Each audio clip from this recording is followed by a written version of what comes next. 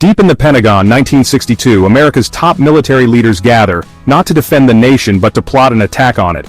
The Cold War is at its peak, paranoia and fear driving desperate ideas. Their plan, Operation Northwoods, a blueprint for manufacturing a reason to invade Cuba. The Joint Chiefs of Staff, led by General Lyman Lemnitzer, formally proposed staging violent acts on American soil, blaming them on Cuba. The goal: manipulate public opinion, justify war, and erase the embarrassment of the failed Bay of Pigs. This wasn't a rogue scheme, it was official, signed by the highest military authority.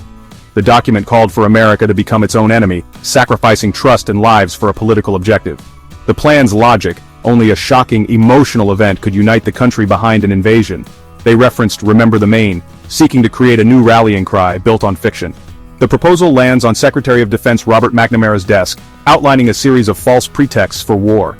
American citizens would be pawns, not people to protect. The moral line wasn't just crossed, it vanished. This was a government willing to deceive its own people for war. Operation Northwoods was audacious, cold-blooded, and chillingly real. The fate of the plan now rested with the president. Operation Northwoods detailed a campaign of fake terror.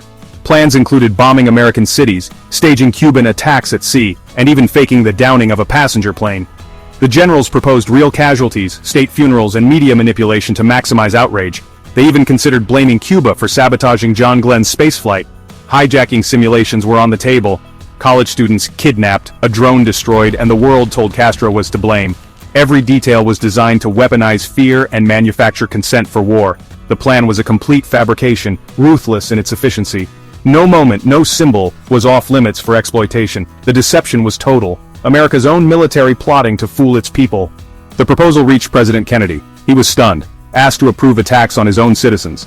Kennedy rejected Operation Northwoods outright, refusing to betray the nation's trust. He saw the plan as a moral and constitutional violation. This deepened his distrust of military leadership, confirming his fears about unchecked power. Kennedy met with General Lemnitzer, making his disapproval clear. Lemnitzer was not reappointed. Kennedy removed him from his inner circle. The president's decision was a quiet act of courage, choosing conscience over conspiracy. He stopped a secret war before it began. The American people never knew how close they came to being victims of their own government. For decades, Operation Northwoods was buried in secrecy. The public had no idea their leaders once plotted to attack them. In the late 1990s, declassified documents revealed the truth. Researcher James Bamford uncovered the memo, confirming the unthinkable. The revelation shocked the nation, raising disturbing questions about power and trust. Operation Northwoods was no longer a conspiracy theory, it was fact. The story forced a reckoning with America's past and the motives of those in power. It stands as a warning: even in a democracy, dark ideas can take root. What other secrets remain hidden? Operation Northwoods reminds us to question, to hold power accountable, and to never take democracy for granted.